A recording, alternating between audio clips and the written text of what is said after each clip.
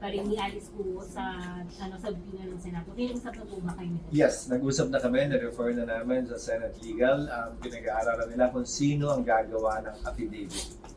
Kasi syempre, hindi naman si Senator Win at si Senator Risa mismo yung may personal knowledge kaugnay ng pagsisinungaling o hindi pagsunod sa sabina. Particularly, hindi pagsunod sa sabina. Ang makakaalam nun ay marahil miyembro ng OSAA o ibang empleyado ng Senado. Ayon sa batas, sila ang kailangan mag-execute ng complaint release. May target. May target po kayong As soon as maayos nila yung legal question at legal issue yun, mapagbibigay alam namin sa inyo. Para naman airtight yung kaso. Hindi yung madidismiss. Wala na nga dito, madidismiss ang kami ng kaso, nakakaya naman.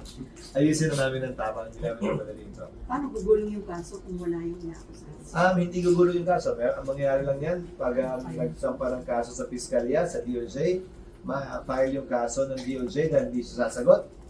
Pag-declare siya in default, ma-file yung kaso, may isuan siya ng warrant. Pending yung kaso.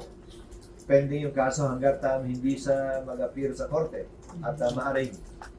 So anytime bumalik siya sa Pilipinas, may karagdagang issue o warrant of arrest na pwedeng ma-issue laban sa kanya. Pero kapag hindi siya mahanap, ang mangyayari, i-archive muna yung kaso at pag muli siya nagpakita, magpapa-issue ng tinatawag nating alias warrant